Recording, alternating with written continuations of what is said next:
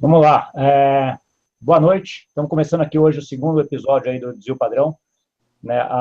Hoje a gente tem algumas novidades. A primeira é que a gente está aqui com um convidado mais que especial, que é o Alisson. Ele depois vai dar uma apresentaçãozinha rápida aí dele, né?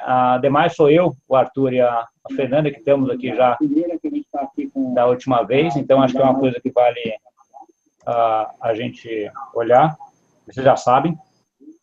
O que nós vamos discutir hoje? A ideia hoje é falar um pouquinho de COI, né, Certificado de Operações Estruturadas, entender como é que funciona e o que é, e as vantagens e desvantagens. A gente acho que vai ter, de novo, algumas opiniões aqui, talvez divergentes, mas faz parte, é o que é a ideia disso aqui.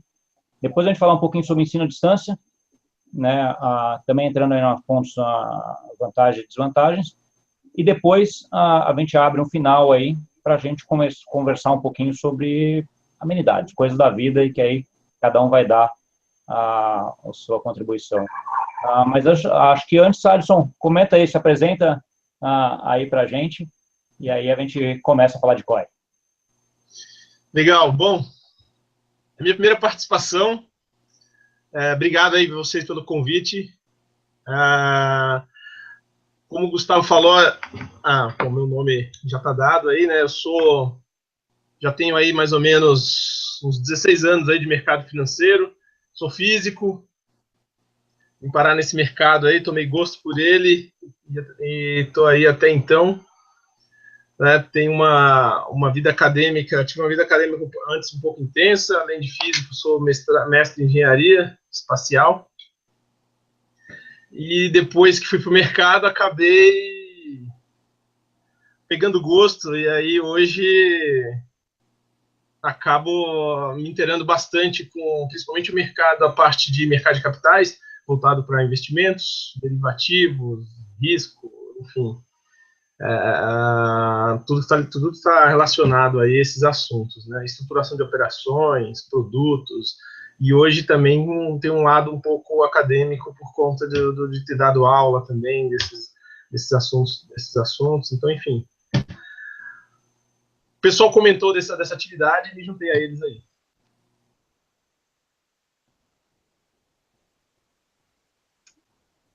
Ótimo. Vamos lá. Então, acho que para começar, eu vou dar só uma introduçãozinha rapidinha do que é o Certificado de Operações Estruturadas, né? E depois a gente já começa. Deixa eu compartilhar minha tela aqui, que eu vou roubar essa parte que o Arthur arrumou. Não foi, já vou falar que foi ele que fez, não fui eu. É tudo dele, mas eu vou começar, tá, Arthur? Falando um pouquinho aí usando essa parte da apresentação tua, que vai ficar bem legal para a gente olhar. Né? Acho que está todo mundo vendo aqui minha tela? Acho que está, né? Sim. Sim. Tá. O que é o COI aí, né? O COI o mercado financeiro adora a sopa de letrinha, Certificado de Operações Estruturadas, virou COI. Né? O COI veio de uma demanda muito grande da indústria aqui, de fazer o que eles chamam lá fora de notas estruturadas. É colocar vários ativos ou vários derivativos juntos e dar um pouco mais de flexibilidade para não ficar só no CDB, LCA, LCI, títulos de captação bem padrões. Esse tipo de produto lá fora é muito comum, né, e aqui está começando, né, mas começou muito bem, né, ele já supera aí esse ano. Esse produto tem, se não me engano, que ele foi estruturado e que foi acertado com a Receita os prazos, não deve ter mais do que 3, 4 anos no máximo, se não me engano. Então, assim, é um produto relativamente novo, mas que está ganhando uma atração muito boa, né? Já tem mais de 10 bilhões aí emitido, só esse ano tem 5,5 bi, 20 bancos emitindo, 14 intermediários distribuindo, ticket médio relativamente alto e um prazo bastante grande, eu acho, até para efeito de investimento, né? 2 anos é um prazo que não é pequeno quando a gente está se tratando de Brasil. Então, acho que já está com uma certa uma atração muito boa, e esses próprios números já mostram isso. Tá? Então, quando a gente vai ver a parte do COI, o que é o COI? Né? COI é um certificado, uma forma de captação de banco, onde você consegue colocar vários derivativos ali dentro. Então, assim, ele como produto é uma coisa muito flexível, né? Então, aí já vou começar a falar um pouco da minha opinião sobre isso, aí vocês já falem também, né? Eu acho que falar que se um COI é bom ou é ruim é uma coisa muito difícil, porque ele, por ser um certificado bastante flexível em termos de estruturação, vai depender do que ele está lá dentro, né? Então, assim, o COI muito comum feito aqui, que depois que o Arthur até pode dar uma explicada aí, que eu não quero roubar a outra slide da apresentação dele, é o COI que a gente chama de COI capital garantido, né, onde a pessoa ou mantém o mesmo valor aplicado, né, se aplicou R$100 ou R$100.000, daqui a um certo tempo ou você resgata os R$100.000 ou um ganho maior do que isso, 50% da Bovespa, X% nominal, tanto por cento de alguma ação, e aí vai, você pode colocar o que quiser. Tem algumas corretoras que estão fazendo bastante propaganda de COI indexado a ações no exterior, né? Apple, Netflix, Facebook, ou até um grupo com 2 ou 3 ações dessa daqui, né? Então, você ganha um percentual em dólar ou em reais, se todas as ações subirem, se elas não subirem, você mantém o teu capital investido. Isso é uma coisa, esses produtos de capital garantido, em geral, têm uma atração muito boa para a pessoa física. Por quê? Porque a pessoa não faz conta do que a gente chama de custo de carrego, né? Que é o quanto ela ganharia se ela aplicasse aquele dinheiro em algum momento, né? Então, você ter R$100.000 hoje ou R$100.000 daqui 2 anos, obviamente não é a mesma coisa, né? Então, assim, o que você está deixando de ganhar para apostar nessa alta, um percentual dessa alta, nada mais é do que um pedaço desses juros. Mas aí, Arthur, essa parte é tua. Legal, boa noite. Boa noite a todos. Eu quero rapidamente explicar simples como é o COI mais simples, e depois eu tenho umas dúvidas, eu quero fazer umas perguntas para você e para a Fernanda, mas para que todo mundo que está assistindo possa estar no mesmo nível, se alguém ainda não sabe o que é um COI, eu vou brevemente explicar aqui, ó.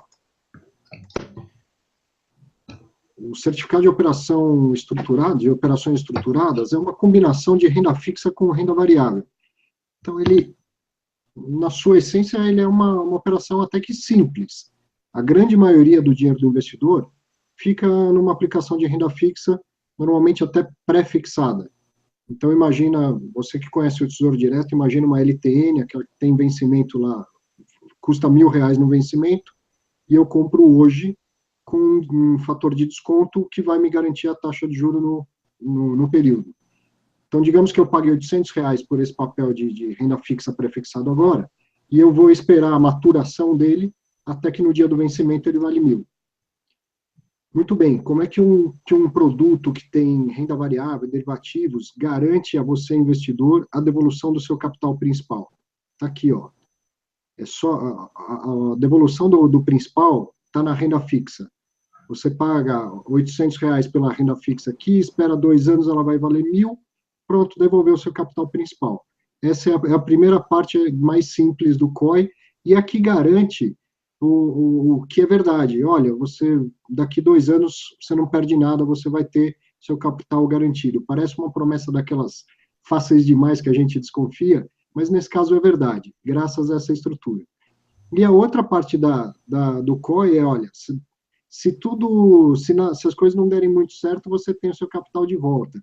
Agora, se houver uma conjuntura de Júpiter com Marte e Saturno no dia do solstício, aí você pode ganhar 30% no meio do caminho. É verdade também. Essa outra parte, ela é feita com os derivativos. Aqui tem um exemplo bem simples que seria uma call, uma opção de compra. Então, a maior parte do seu dinheiro, quando comprou um COI, foi para o papelzinho de renda fixa, que vai garantir, daqui 2 anos, seu capital de volta.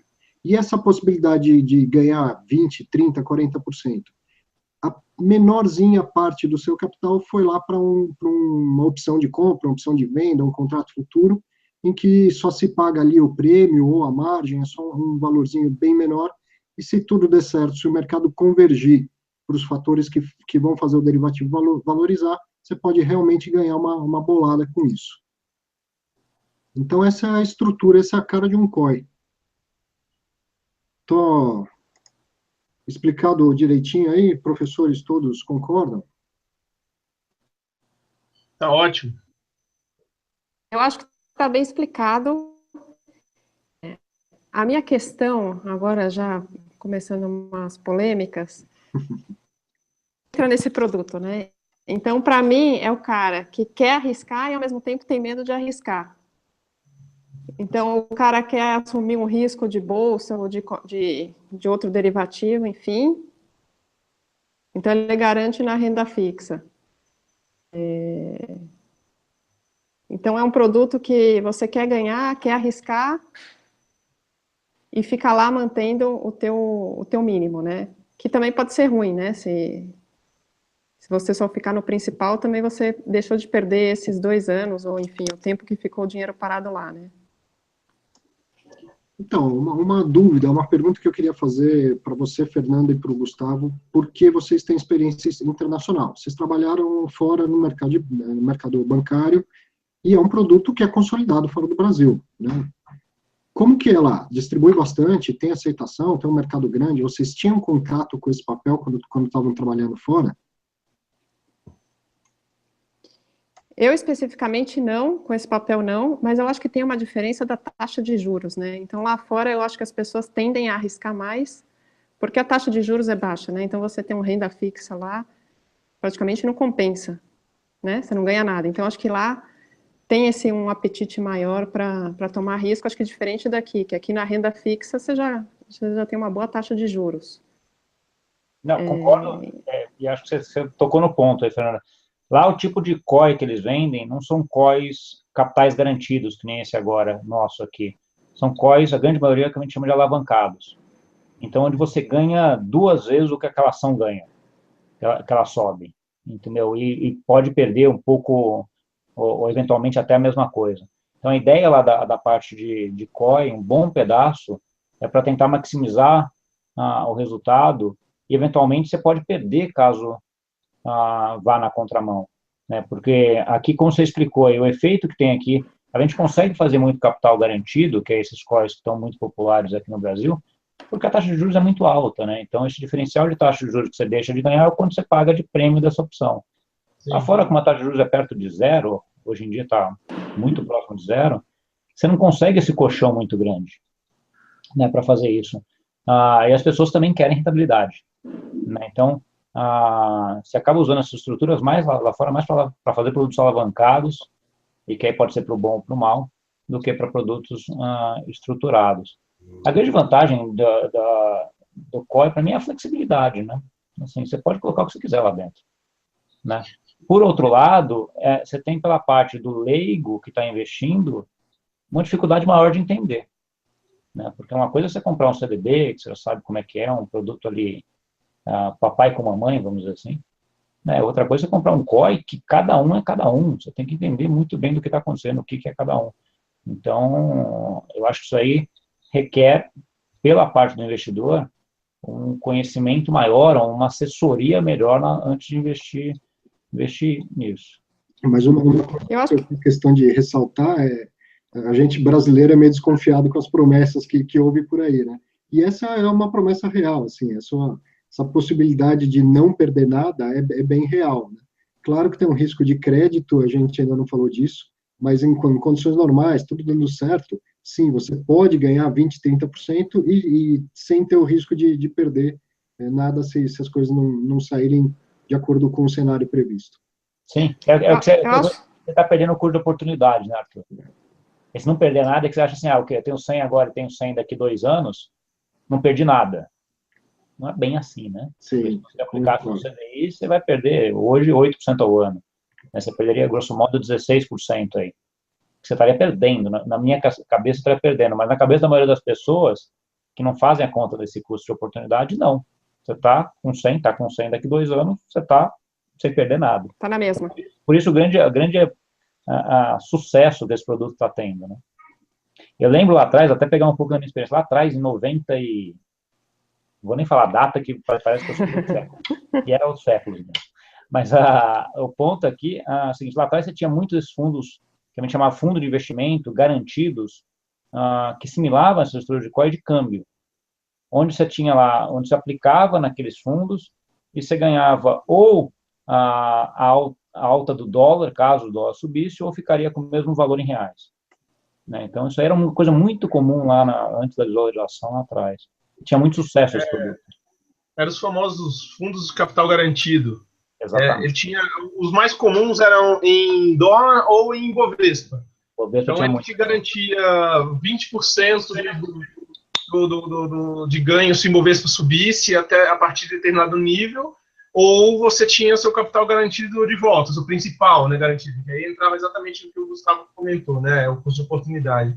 E um dos grandes desafios, eu participei bastante do desenho desse produto, junto com a antiga CETIP, e também, enquanto eu era trader, estruturando esse produto baseado nas notas lá fora, né, nas notas estruturadas. E foi interessante, o maior desafio que tinha lá no início, que foi um dos grandes argumentos que as instituições financeiras levaram para o Banco Central, era a questão do suitability, para poder conseguir vender esse produto. Porque quando a nota estruturada aqui no mercado local, no fundo ele já existia, era direcionado para grandes investidores, principalmente private, e o que acontecia? Qual era o maior desafio de fazer o cliente, o investidor, entender? Quando você fazia isso, antes da existência do COI, na verdade, o COI ele encapsulou aquilo que antes já era veiculado como dois produtos. Então você tinha uma renda fixa com uma opção, né, um instrumento derivativo que, em linhas gerais, a grande parte dos investidores não compreendia como funcionava. Quando ele contratava isso, na hora dele fazer o acompanhamento disso, sendo bem simplista, pelo extrato dele, ele comprava com o gerente da conta dele lá um capital garantido, e quando ele puxava o extrato, tinha lá uma compromissada, um CDB, mais uma opção. Aí ele falava, poxa, ligava lá na hora, não foi isso que eu contratei. Eu contratei um capital garantido. E aí eu queria explicar para ele, o capital garantido, formado pela conjunção dessas duas operações.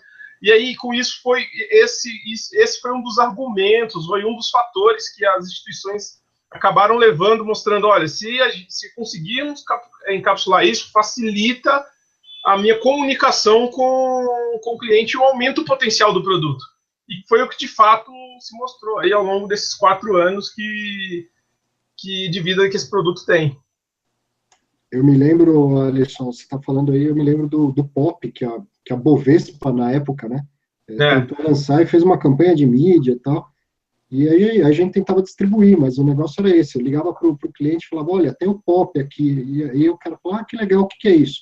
É o seguinte, você está comprando papel, vendendo call e comprando put. Aí tinha um silêncio do outro lado, o cara falou, não, peraí, minha sogra tropeçou aqui, daqui a pouco eu te ligo e tal. Não dava para vender, a ideia era ótima, mas vender era quase impossível. E acho que esse é um dos pontos fortes e fracos do COI, né? Porque a pessoa continua não entendendo. Agora ela compra uma caixa preta. Agora sim, eu achei curioso que algumas distribuidoras, corretoras, que eu recebo divulgando o COI, eles estão começando a achar uma maneira de comunicar que é o COI. Então, por exemplo, eu recebi algumas semanas atrás que ela colocava assim, você que gosta de games, o que você acha de investir em um título cujo o lastro são ações da Nintendo, EA, que é Electronic Arts, da Capcom, e aí a pessoa, e aquilo me chamou a atenção, eu falei, pô, deixa eu ver o que é isso que eles estão mostrando. No fundo era um COI. Era um COI em que a parte de renda variável era uma opção das ações das empresas lá fora. E aí quando você junta esses 3 bolinhos dessas empresas, aí o negócio fica mais complicado ainda, porque daí tem aquela estrutura de as 3 têm que subir em cada verificação, né? Normalmente eles colocam 2 ou 3 ou 4 verificações. Se uma cair, você zera e ganha o capital garantido daqui 2 anos. Por isso né? que eu falei. Se as 3 subirem, aí volta no que até o Arthur comentou. Se Marte, Júpiter e Saturno se alinharem no dia do solstício. Tem que alinhar todo mundo ali para o negócio andar, né? Que aí fica mais difícil. Então, ou seja, o mercado... A grande vantagem disso é, esse produto é um produto que dá para a gente fazer bastante coisa criativa, né? Isso acho que é um mérito dele. Agora, tem alguns emissores que já perceberam essa preocupação do custo de carrego e eles colocam um COI que é capital garantido, mais IPCA e mais a estrutura, né, que pode dar a grande lucro. Então, aí o que eu tenho? Uma renda fixa, um cupomzinho de IPCA, que é um derivativo, que ainda está compondo a parte garantida, e depois alguma outra estrutura que vai ser a possibilidade do ganho excessivo, é isso? E aí você tem um outro ponto, né, Arthur, que é bom você ter tocado nisso, que é esse dinheiro ele pega e aplica em alguma coisa IPCA, certo? Isso pode ser uma coisa sem risco, uma NTN-D, ou pode ser um título de crédito. Então, eu realmente não sei, mas eu imagino que, na minha cabeça, como eu imagino isso feito, o mesmo papel de renda fixa pré-fixada, depois ele deve comprar alguma coisa de IPCA futuro na BMF, possível? Isso que eu estou falando? Possível na prática não é tão provável, porque a liquidez ele poderia fazer um swap. Um swap, né? Sim, mas de qualquer forma, ele tem um ponto do caixa, né? Ele captou esse caixa, né? Porque o COI é um instrumento com caixa, então você capta esse dinheiro. O ponto é onde você vai aplicar esse caixa. Né? Você tem um risco um pouco disso daí também, porque ele pode ter risco de crédito embutido. Então, assim, tem que olhar bem o produto. E aí, o que eu falei, cada um é cada um, né? Então, assim, como é que a gente separa tudo isso? Apesar de que eu tenho um pouco de dúvida de se... Fala. Não, só aproveitando o gancho do Arthur, né, que ele falou, como que ele faria isso. Tem uma estrutura de opção que você consegue fazer... que o lastro, na verdade, o lastro, assim, o ativo objeto dela é o IPCA, por exemplo, só que ela é uma opção que a gente chamava ela é path dependent, né? Ela não é ela é uma opção, por exemplo, uma one touch. O que é uma opção one touch? Né? Ao invés dela ser uma call normal, ela é uma opção que eu digo, eu traço um limite para minha taxa, vou pegar o IPCA, por exemplo, ou um índice qualquer, e eu digo, se ele tocar naquele valor dentro de um determinado período, né, eu aciono e pago X% desse índice, por exemplo. Ou eu pago a taxa cheia, por exemplo. Entendeu? Se ele não tocou durante esse período, eu não pago nada. Tá. Só falar, na prática, é difícil você conseguir fazer isso aqui, né, Alisson, por conta de liquidez. Na possibilidade e até... É balcão, concordo. Balcão você tem que levar até o vencimento. Isso. E o que você tá vendo agora nesses COIs, que eu tenho visto muito, é COIs onde o ativo, onde ele está indexando, são ações no exterior. Então, é COI de Apple, COI desses games que você estava comentando. Por quê? Porque lá a liquidez, tanto dos ativos, quanto das opções ou dos derivativos que você precisa, é enorme. É mais fácil estruturar isso, né, do que aqui. Dá para fazer aqui? Dá, mas é mais complexo e talvez você não consiga fazer nesse volume de 5 bi que é o que estão captando esse ano. Né? Então, a forma de crescer foi via ativos no exterior, onde esse mercado é bem mais líquido do que aqui. Né? E aí, e para quem é indicado o COI? Fernanda, você é planejadora? Não, então, isso que eu ia falar, porque assim, a gente está falando de várias estruturas que a maioria das pessoas não entendem como funciona, né? Isso. Então, eu acho até que isso vale para um investidor que é um pouco mais qualificado, que consiga entender, né? Ou senão ele tem que confiar 100% no que o gerente dele está falando, né? Se o cara falar isso é bom, ele vai confiar e vai, né? Vai com fé. Mas, assim, para a pessoa em si analisar, então, quando a gente fala, putz, depende do COI, tem COI que é bom, tem COI que é ruim, eu acho bem complicado para a pessoa entender se aquilo de fato é bom ou não. E se de fato é bom para ela. Porque eu acho que também o COI tem uma questão de liquidez, né? Não é tão fácil você, amanhã preciso de dinheiro, resgata tudo, enfim. Acho que tem alguns pontos do COI que a maioria das pessoas, acho que ainda é mais complicado para entrar, né? Não é um produto, assim, simples, que você bota o teu dinheiro lá, eu acho que tem que ser uma parte do dinheiro. é uma parte que você vai arriscar, né? Então não pode ser um dinheiro de emergência, não pode ser um dinheiro que você conte com aquele dinheiro para alguma coisa. E, de fato, precisa estudar um pouco para você entender aonde que você está pondo dinheiro, né? Então, eu acho que o COI é uma estrutura bem legal. Isso exige um pouco do investidor conhecer o negócio, ter disponibilidade para ter o dinheiro lá, correr risco, né? Por mais que a gente fale, tem o capital garantido, mas, ok, né? Você também tem o risco do emissor, né?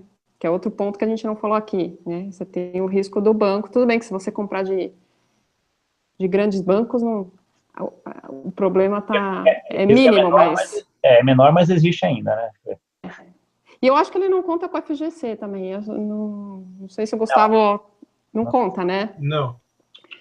Então, de fato, você está correndo o risco, né?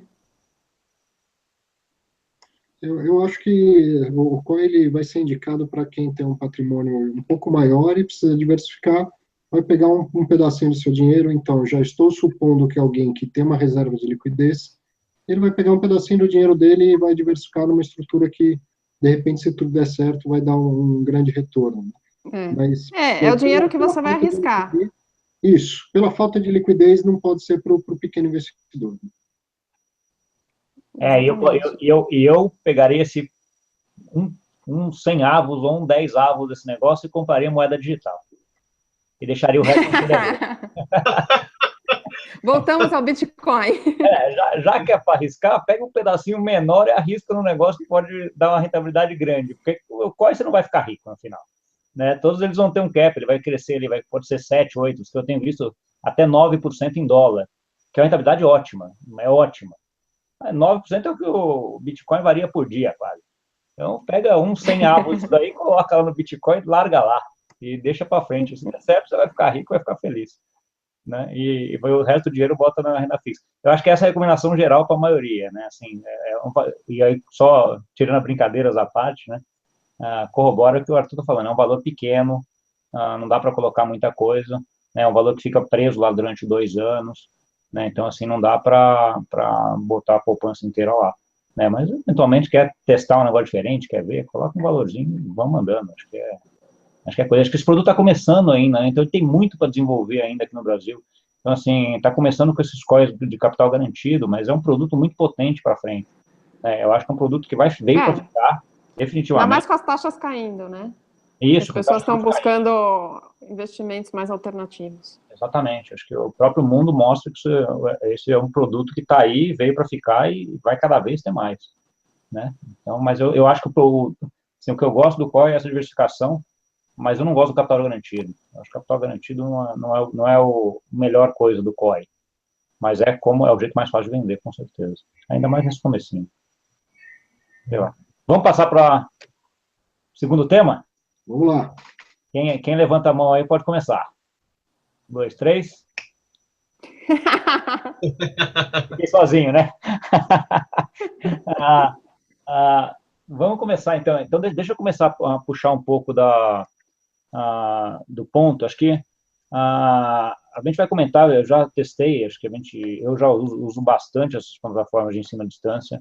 Acho que tem algumas muito boas, mas no começo eu era meio reticente, para dizer a verdade. Tá? Por quê? Eu gosto desse contato de ter aula e tirar dúvidas. Né? Um bom pedaço desse ensino à distância tem vários modelos, né? Acho que a gente pode até comentar depois. Mas um dos modelos mais comuns é uma aula gravada, você entra lá, assiste a aula gravada tal, e eventualmente você tem algum contato, algum chat, alguma blog dos alunos onde você vai tirar dúvidas, etc. Né? Mas eu sempre gostei, aprendi muito interação com palestrantes, com professores, onde você está ali podendo ver, perguntar. Eu acho que isso é bastante rico. Né? Então, assim, eu tinha um pouco sei lá, talvez até de preconceito para fazer isso. Recentemente, nos últimos, 4 anos, quando eu comecei a fazer o primeiro, eu achei umas coisas assim espetaculares, né? Então, você tem acesso a universidades ou a temas ou qualquer coisa no mundo que antes você não tinha, né? Então, assim, um dos primeiros que eu gostaria de citar, e que não é um tema muito específico, não é uma ideia de um ensino à distância de faculdade, é o próprio TED, né? TED.com. aquele negócio é espetacular, né? São palestras ali de 40 minutos, 20 minutos, alguma coisa assim, onde você vai escutar profissionais do mundo inteiro que vão falar sobre coisas as mais variadas possíveis. Então, tem uma pessoa que fala de liderança, um cara de psicologia, outro cara que vai falar sobre a quebra de coisas de núcleos, né? Um negócio bem específico de física. E eu achei esse negócio assim, que é assim, falei, caramba, que legal isso aqui. Então, eu consigo aprender sobre o que eu quiser, né? Então, acho que é um pouco o meu ponto aqui, e aí eu queria ver o que vocês acham também. Como é que vocês acham que isso vai desenvolver para frente? Ele vai ficar num esquema mais aulas gravadas ou vai ser um negócio mais de interação? Bom, vou arriscar aqui. Eu também tenho alguma experiência, porque eu faço como professor, faço como aluno, estou fazendo um agora, comecei o curso de Tesouro Direto, módulo avançado, aquele que é da própria Secretaria da Fazenda Nacional, né? Até para, claro, a gente sempre aprende mais um pouco, e também para ver como eles trabalham o ensino à distância. Eu fiz um curso pela FECAP, onde eu dou aula, de preparação de professores e tutores para o ensino à distância. Eu tenho um curso gravado, vou aproveitar para fazer meu jabá aqui. Quem quiser aprender sobre fundos imobiliários, conheça lá o curso Viva de Renda com Fundos Imobiliários no portal do Infomoney. E tive outras... Muito bom, tem que fazer. É show de bola o curso. E tive outras experiências, então, esse curso, ele foi todo gravado, como você falou, eu já tive a oportunidade de fazer um curso que foi ao vivo, um estúdio com 3 câmeras, era tudo ao vivo e tal. Eu acho que, primeiro, o EAD é uma ferramenta fenomenal, é uma mudança que não tem como voltar atrás, mas existem diversos formatos e eu não arriscaria dizer que algum formato vai prevalecer, mas que, claro, alguns vão ficar pelo meio do caminho, formatos tanto para o aluno como para o professor. Dos desafios, a gente tinha falado aí sobre comentar desafios, são as questões trabalhistas até, para as universidades formais, né? Como que remunera o professor, ele está fazendo hora extra, se ele estiver respondendo um chat em casa e tal. Tem muitos desafios ainda para isso, mas é uma ferramenta fenomenal. A ideia inicial de que, olha, quem está... Eu concordo com você, Gustavo, eu também gosto do presencial, gosto de fazer contato, fazer perguntas, mas a gente, quando expande um pouco mais o olhar, esse país é muito grande, é muito diverso, e infelizmente não tem professores de excelência em todos os centros desse país. Então, eu percebo pelos cursos online onde eu sou professor, em que eu tenho acesso, o quanto ele se espalha pelo país inteiro, e isso é fenomenal. Eu gravei lá uma vez, agora eu dou uma tutoria pelo sistema do curso, e estou dando aula para o Brasil inteiro, do Oiapoque ao Chuí. Isso é fenomenal, isso é insubstituível, na minha opinião. Eu vou só agregar um ponto a mais, que eu acho que é mais interessante. Quebra barreiras dentro de país, né? Também. É que no caso do curso que você dá, provavelmente é em português, né? Que você dá. Então, você acaba pegando o Brasil, Portugal, né? Mas tem esses cursos que são feitos em inglês lá fora, que aí é o mundo inteiro assistindo, né? Eu também fiz um curso pelo Coursera lá da URL, da Universidade de Duke. Imagina. Nem sei onde fica, a universidade já fiz um curso lá. Você ainda pode ter o certificado, se você quiser, né? Ainda você mostra o certificado de Duke. Se você quiser, você escolhe a opção de sair com o certificado do curso. Isso aí. Sim, isso é muito comum. Inclusive, tem algumas modalidades de curso à distância, como esse que o Arthur citou, que você tem algumas opções.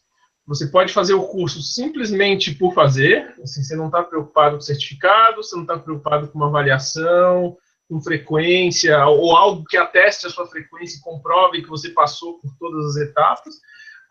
Ou você pode querer cumprir essas etapas, mas não cumprir essas etapas de acordo com o que é indicado, mas não deseja uma certificação, ou quer de fato ser certificado. Então você pode até escolher, dentre essas, aquela opção que você acha que mais se enquadra a sua necessidade. E aí isso influencia, inclusive nessa parte do diploma, né? Porque se você chegar até o último, se você escolher essa última esse último nível, você de fato tem um diploma, é um diploma que ele vai reconhecer, que atestar que você não só fez o curso, mas que ele reconhece aquilo diante daquela universidade, por exemplo, como a Universidade de Duck, que você de fato foi um aluno. Então isso aí é bem interessante, porque tem gente que às vezes se intimida por um ou outro fator, ou tem gente que ambiciona um outro estágio mais avançado, né? Então, acho que uma das vantagens do curso do ensino à distância é esse, é possibilitar a quem está buscando aquele conhecimento, ela ter a opção de aprofundar ou de buscar aquilo que ela vê que ela é mais importante para ela, que é necessário para ela, né? E isso, claro, consequentemente, isso tem influência também no custo que isso vai ter também, no preço do que ele vai pagar, enfim. Então, acho que ali só tem ganho. Eu vejo só ganho nesse sentido. Tem cursos gratuitos, né? Você consegue no Coursera mesmo, você faz cursos de faculdades super boas, de universidades ótimas, sem pagar nada, né? Verdade. Então, eu acho que a gente chegou num ponto que a gente tem um acesso à informação tremendo, né? A gente não tem ideia de quanta informação tem, de quantos cursos você pode fazer de graça, com acesso à excelência, né? E tem uma coisa, tem uma vantagem comprovada do ensino à distância, que o nível de retenção do aprendizado é maior. Você está lá, é o momento que você se dedica para aquilo. Se você começa a assistir a aula e não está no momento, você fala, vou parar, depois eu volto. Você não entendeu o que o professor acabou de falar, você pode voltar o vídeo e pegar a explicação tudo de novo. Então, o nível de retenção é maior. É eficiente o ensino à distância. Mas sabe por que eu acho que é maior? Porque eu acho que quem faz a distância é porque de fato quer fazer o curso. Diferente de quando você entra na faculdade, você entra na faculdade e de repente você está sendo obrigado a ir assistir aula, porque você entrou naquela faculdade, você tem que cumprir a carga horária, não sei o quê, então você meio que fica obrigado a ir. O curso à distância só faz, eu acho que quem de fato está interessado e tem a disciplina para fazer, então você quer de fato aprender, né? Normalmente você vê os cursos, quem faz os cursos é porque você tem interesse naquele assunto e você faz, então eu acho que isso é um pouco por conta disso, né? Por conta da tua disciplina e vontade de aprender o assunto. A disciplina é crucial, Fernanda, mas você está falando assim, a gente começou a conversa por esses cursos livres, por exemplo, você quer aprender sobre fundo imobiliário, procura o curso do professor Arthur, mas tem muita gente no ensino formal, fazendo graduação e pós-graduação em AD. Tem até um material que eu preparei, vou colocar aqui na tela. E aí, esse problema, por exemplo, continua existindo. Nem todas as aulas que eu tenho que assistir fazendo graduação ou pós-graduação são as que eu gostaria de assistir, mas tenho que cumprir. Então, aqui tem dados oficiais do INEP, o Censo da Educação no Brasil em 2016. Olha o crescimento, na parte verde dessa barra, são os cursos à distância, o EAD. O crescimento em 10 anos era 4%, agora já está em quase 18% para 19% o número de matriculados nos cursos à distância. Cresce mais aceleradamente do que os cursos presenciais. Por outro lado, esse dado não está aqui, mas eu já li em censos de anos anteriores, a evasão é maior também. Eu acho que nem todo mundo tem a disciplina, começa sabendo que precisa ter disciplina, mas talvez depois não tenha. E por isso que é tão importante um programa de tutoria, né? Receber um e-mail de vez em quando, ter o professor presente para tirar suas dúvidas lá. E outros dois quadros interessantes, esses cursos tecnológicos, que são aquelas graduações de hoje em dia que duram 2 anos, 3 anos, né? Tem vários cursos hoje. A pessoa entra na faculdade com 17 anos, com 19 está formada. E esse público, veja que já 41% deles preferem o ensino à distância, para esses cursos mais curtos. Então, como eu falei, um caminho sem volta. E agora, a maioria que procura está na universidade privada e não na universidade pública. Né? Agora, é engraçado, eu tenho mais reticência em relação à graduação desses cursos à distância. Eu não sei, eu posso ser velha, então ainda não estou acostumada com isso. Então, um curso Coursera, ou um curso de algum assunto que você queira se aprofundar, fazer à distância, para mim, perfeito. Agora, a graduação, eu não sei, eu ainda tenho minha reticência, assim, de... Você confia mais num profissional que foi à faculdade ou que fez um ensino à distância? Eu tenho o meu preconceito ainda. Outros, acho que você tem que tirar isso logo. É, eu sei. Porque eu acho assim também, Mas eu tenho meu preconceito. é um pouco, aí eu vou jogar outra polêmica, como é que vai ser o ensino para frente? Né, eu acho que assim, o que é mais, quando você fala graduação, o que é? É um bloco, são vários bloquinhos de conceitos que você coloca para falar que a pessoa é formada em administração, economia, qualquer que seja. Né? Eu acho que para frente vai ser muito mais multitasking. Então, você vai ter um cara que fez lá 3 módulos do que seria de administração, 4 do que seria de física, 2 de computação, e ele vai ser formado em, sei lá, como é que vai chamar? Ele vai ser um cara que vai ter vários caixinhas ali que preencheu, diferente de um outro que já fez, que é o fato de vai ser muito mais experiência do coisa. A fintech que eu estava montando, eu lembro de eu tentar contratar programador, e foi numa outra fintech, uma empresa de tecnologia, que no Brasil não é fintech, mas de tecnologia, falar com o CTO de lá, que era o cara que tocava a tecnologia, e que é uma empresa pesada em termos de tecnologia. Hoje ela é uma das melhores aqui no Brasil, no segmento que ela tem. E eu perguntando para ele, eu falei assim, como é que eu acho um cara que nem você? Eu preciso de um cara de tecnologia para tocar a parte de tecnologia da minha empresa. Onde eu acho? Vou numa faculdade, num curso, num grupo, onde ele vai, ele fala assim, Gustavo, na faculdade você não ia achar, porque eu sou formado em fotografia. Aí eu falei assim, pô, aí a casa caiu, né? O cara, como é que você aprendeu computação? Desde criança, adoro, fiz um curso aqui, um curso ali, tal, mas a formação dele, que ele tinha formal, era em fotografia, no curso de fotografia, era profissional de fotografia. E era um programador excelente, assim, em termos de programação, em termos de cara. Então, assim, eu acho que para frente a educação vai sair desse blocão e vai ficar bloquinho, sabe? E aí vai ser mais difícil até para você avaliar essa educação formal. Mas isso aí é outra, acho que isso aqui dá outro programa, né? Porque imagino que cada um de vocês deve ter uma visão sobre como é que vai ser a educação formal para frente. Mas hoje eu ainda concordo contigo, assim, que hoje ainda tem muitas caixinhas dentro dessa administração. Tem várias caixinhas ali que você tem que cumprir, e tem algumas que você vai gostar de fazer online, e tem algumas que vão ser chata de doer, né? Então, acho que é um pouco isso. Passamos para o próximo? De repente o curso pode até ser meio EAD e meio presencial, né? Eu acho que parte teórica, assim, você pode acompanhar EAD, mas eu acho que a discussão...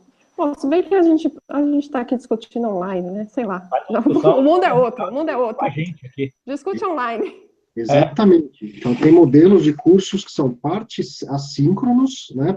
Parte offline e parte online. Isso aqui poderia ser um trabalho em grupo do nossa faculdade, o que a gente está fazendo aqui. Sim, sim. Exato. O mundo está evoluindo rápido demais. Vamos passar para humanidades e outros assuntos? Agora alguém puxa a linha aí, senão eu vou puxar a linha de todos. Vai lá, Alisson.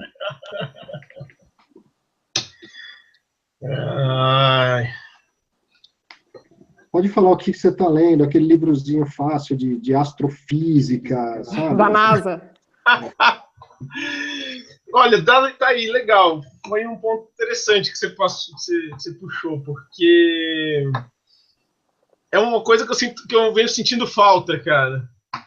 Acho que esse mercado me consumiu de uma maneira que hoje eu sinto bastante falta de me inteirar um pouco mais com a ciência em si.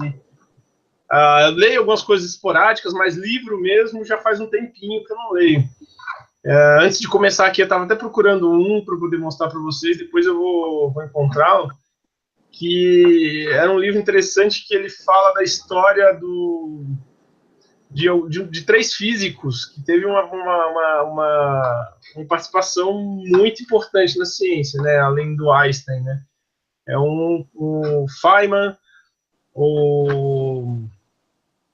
tem o outro, caramba, agora me deu branco aqui. Tem outros dois, me deu branco, cara, agora esqueci o nome dos dois. Deixa eu pegar aqui, peraí. E é interessante que o livro só conta, o livro não entra em nada de absurdo da ciência, mas conta a história deles, de como que eles foram parar nesse universo da ciência, e como que eles chegaram nos seus teoremas que os tornaram tão famosos, né? E você percebe que veio de algo simples, que assim, não foi nada absurdo ou descabido, né? Se a gente pegar o exemplo do Einstein, acho que, se eu não me engano, ele foi falar depois dos 4 anos de idade. Então, às vezes as pessoas têm a imagem de que alguns gênios como eles já nascem gênios, e muitas vezes eles passam por um processo tão natural ao longo da vida deles, tanto quanto o nosso. Então, eu achei interessante esse livro. Mas foi o último que eu li já faz uns 3 anos. Livro mesmo já faz uns 3 anos, sobre esse assunto, né? Deixa eu fazer um comentário antes de falar do meu agora.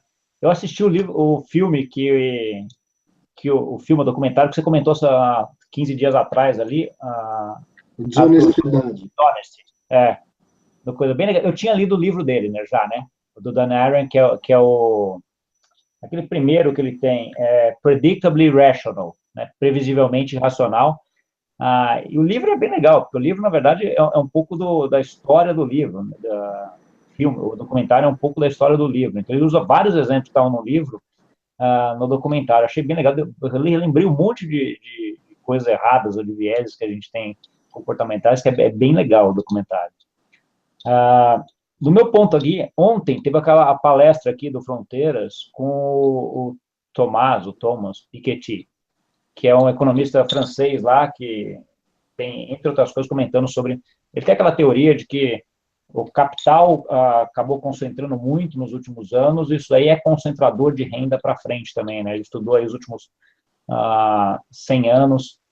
Eu achei a palestra bem interessante, né? Um cara interessante, mas fiz uma pergunta lá que o mediador não conseguiu chegar, né? Entre todas as perguntas, não perguntou. A minha pergunta era que assim, a gente está vendo a parte do conhecimento, que a gente até comentou agora de ensino à distância, o conhecimento hoje está muito mais fácil, muito mais acessível para todo mundo, né? Por outro lado, o que você vê é que a concentração de renda está cada vez maior, né? Então, assim, o conhecimento não está. Então, assim, o que está trazendo? A tecnologia também, né? Você tem hoje os dados estava vendo até esses dias, as 6 pessoas mais ricas do mundo, né, que são alguns de tecnologia aqui, tem o mesmo patrimônio que 50% da população mundial.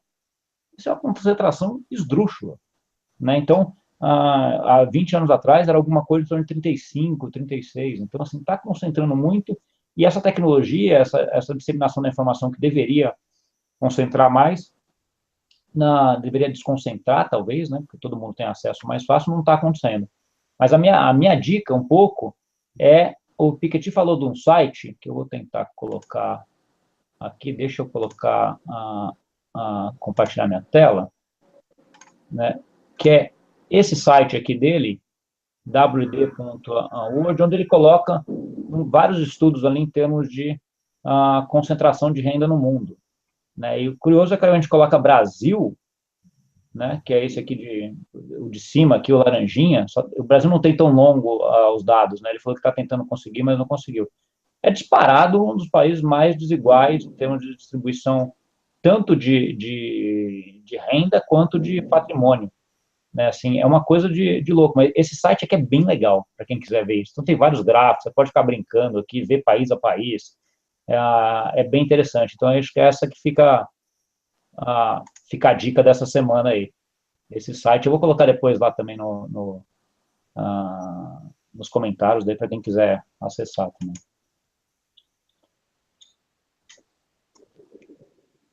Olha, eu vou, antes então de falar, comentar o que você estava dizendo sobre a concentração.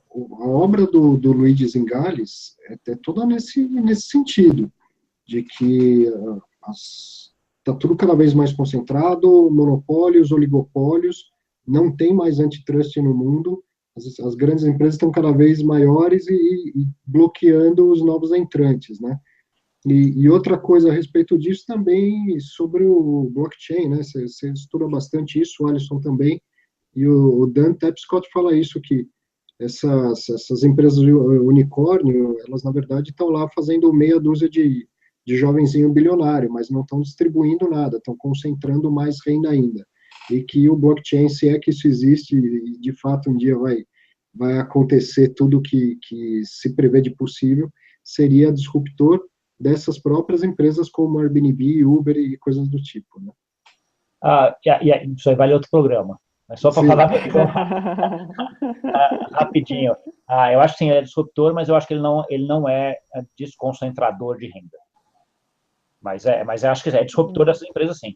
Porque essas empresas, na verdade, concentram a informação, né? Elas juntam um lado com o outro, e o blockchain, a verdade é que você não precisaria dessa empresa que concentra. Mas eu acho que isso daí não tem muito a ver com a parte de ser distribuidor de renda. Da concentração. De concentração. Bom, eu vou dar a minha dica aí, e Alisson também, eu consigo ler muito pouco, e o que eu leio normalmente é mais funcional, é em função de estudar finanças e coisa do tipo, né? É difícil, mesmo os filmes que eu assisto, quando eu consigo assistir. E eu falei, então, no primeiro programa sobre esse filme, esse documentário da Ariely, depois eu assisti um outro que tem também no Netflix, não sabia que existia um documentário sobre isso, que é sobre o Stanley Milgram, que foi um psicólogo, pesquisador na década de 70, que bolou lá uma forma de pesquisar a obediência, que ficou famosíssimo no mundo inteiro, replicado até hoje, mas na época acabou sendo proibido. Então, ele bolou, eu não vou contar a história toda, mas ele bolou uma máquina de dar choques, e duas pessoas iam lá para o experimento, uma tinha que fazer perguntas, e o outro, então, cada vez que errasse a pergunta, ele levaria um choque. Então, eu fiz a pergunta, o Gustavo errou, eu vou lá e dou um choque nele. E essa máquina, ela tinha um painel que começava assim, tipo, com 10 volts e até 450 volts. Então, a ideia é de que se alguém chegasse até o final, mataria o outro cara que estava lá do outro lado. E num determinado momento, então quem estava respondendo começava a berrar dentro da outra sala. Pô, para, isso tá me machucando, eu não quero continuar. E aí o cara que estava dando choque virava assim, olhava para o psicólogo, para o pesquisador e falava, mas eu devo continuar? E o pesquisador só dizia assim, olha, foi o que a gente combinou, você precisa continuar pelo bem da minha pesquisa, da ciência e tal. Bastava isso, ninguém ameaçava, ninguém levantava a voz, nada disso. E muitas pessoas foram até o final e supostamente mataram o coitado que estava do outro lado. O cara que estava do outro lado era um ator, nada disso estava acontecendo, mas ele então queria testar por que as pessoas são obedientes a coisas que elas julgam erradas ou que não é do íntimo dos valores dela. A motivação dele foi o Holocausto. Ele acredita que nem todo alemão que participou daquela coisa horrorosa tinha convicção do que estava fazendo, mas sim estava cumprindo ordens de uma meia dúzia de louco.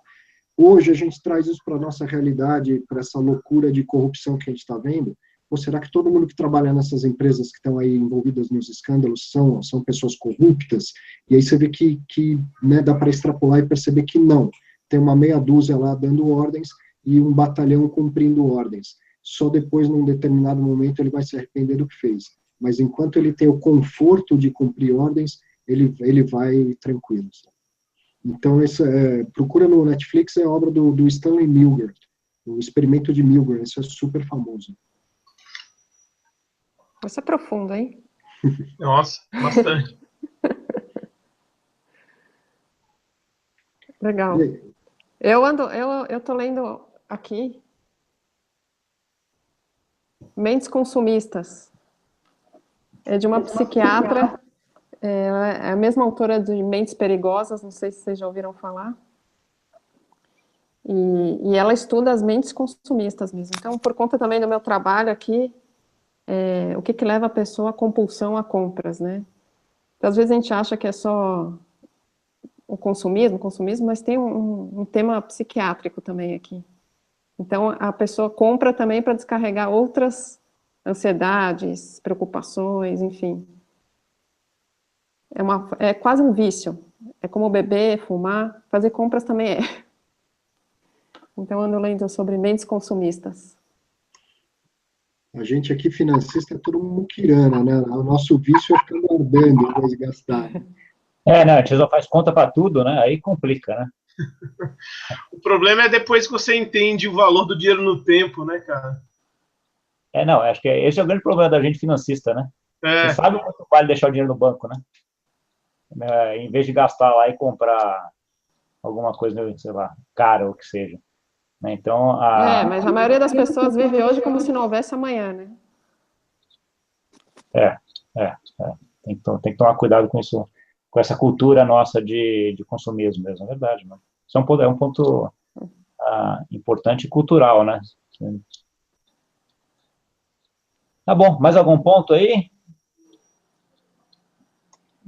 Bom, se a gente não encerrar, não encerra nunca, né? Porque juntou os 4 para conversar e ainda começa assim. Eu tô tendo ideia aqui também. Se a gente começar a falar, cada dica que um dá, já abre 3 outras ideias na cabeça de quem está escutando. Né? Exatamente. Essa é a parte legal, por isso que é bom. Vamos guardar para o próximo programa. Isso aí. Tá bom, então só fazer um encerramento. Obrigado a todo mundo que participou. Sigam o canal. Também precisa arrumar um jeito de colocar aquele... Coloca aqui em cima, ó. Bota aqui em cima. Tem um negocinho. Precisa do cara da TI aí. Eu preciso achar um Cadê o cara que você conheceu de tecnologia lá? Não sei. Mas ele sabe de programação, de coisa, né? Acho que talvez ele até saiba. Mas ao vivo eu não sei nem se tem aquele... Coloca aqui, ó. Tem aqui em cima... Deve ter. É que eu sou leigo plus em tecnologia. Eu também não sei. Mas se alguém que está ouvindo souber, entre em contato com a gente para colocar clique aqui em cima aqui. Para a gente ir. Mas assim, a ideia é que vocês que viram, curtam o canal.